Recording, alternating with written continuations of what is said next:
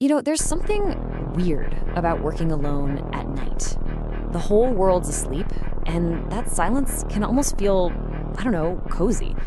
But what happens when that quiet stops being peaceful? When the normal, everyday things start to feel wrong? Today, we're going to dig into what happens when that isolation becomes the perfect cover for a threat. This right here, this is the starting point for pretty much every story we're looking at. It's from a hotel clerk, and it just nails the vibe of the night shift. You're not expecting danger, you're expecting to be bored out of your mind.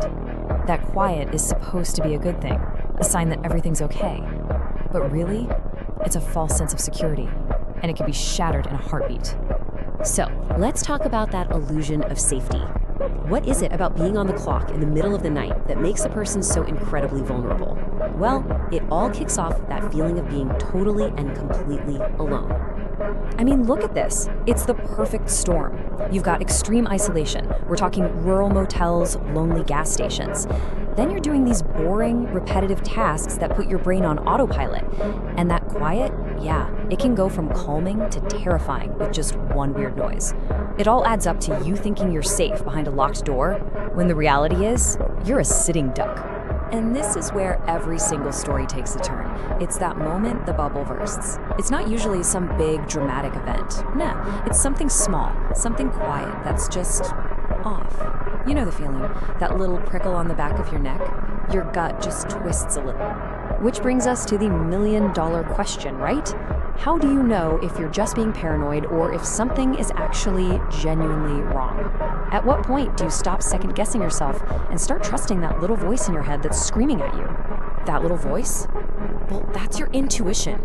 It's not magic, it's just your subconscious brain picking up on tiny details that your conscious mind hasn't even registered yet. It's basically your own built-in ancient survival alarm. And in these stories, listening to that gut feeling is probably the single most important thing these people did. And these are those first signals. They're so small, but so chilling. For the hotel clerk, it's just a guy's stare that goes on for a second too long. For Meredith, it's a stranger knowing her name when she's not wearing a name tag. For another worker, it's a car just sitting in the dark lot, engine running, no lights. And for Daniel, it was that front desk bell, ringing over and over into an empty room. But here's the thing. Those first red flags, they're almost never the end of it. They're a test. The person is pushing just a little to see what they can get away with. And once they know they can get away with it, that's when things escalate from just being kind of weird to being outright terrifying. Just look at Meredith's stalker, Paul. The gap between what he says and what he does is massive. He says just curious, but he already knows her name. He says he's just someone who pays attention, and then leaves a Polaroid he took of her up close. He says he didn't mean to make you uncomfortable right after he lets her know he knows her exact 2 a.m. lockup routine. His words are meant to disarm you, but his actions are all about intimidation. You see the exact same creepy pattern in the hotel story. The guy doesn't do anything illegal right away. He just lingers, checks in with a bad card, then just sits for hours staring at a TV that isn't even on. Then he's wandering. Then he's watching the clerk. Then, finally, he's just standing outside a guest's room. It's this slow, awful buildup of dread. This is what Daniel said after the bell rang a second time. And that's not just a figure of speech. It's a real physical reaction. That's your body's alarm system going into overdrive, telling you this is not in your head. The threat is real. It is right here, right now. So, this is the turning point. That creepy feeling has boiled over into pure fear. You can't just watch anymore. You have to do something to survive. But it's not like in the movies, you know? It's not one big heroic move. It's hesitant. You start small. You check the cameras just to make sure you're not crazy. Then you lock yourself in the back office. You might even call your manager before the police because you still don't want to overreact. It's only when you absolutely can't deny it anymore that you finally dial 911. And let's be real, while you're taking those steps, this is what's going on inside. This quote from the hotel clerk is so important. Taking action doesn't mean you're not scared. It means you're acting while being so terrified you can barely even breathe. Okay, so in Daniel's story, he finally decides he's had enough, and he sits down at the desk to catch whoever's ringing the bell.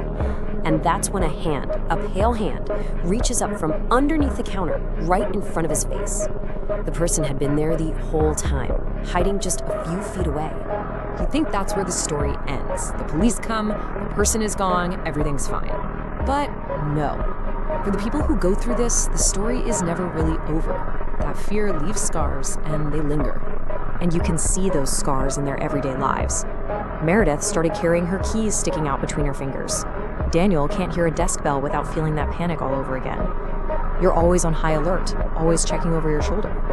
For some, like Meredith, the only way to feel safe again is to just pack up and leave. New job, new town, a whole new life. This quote from Daniel is just so powerful.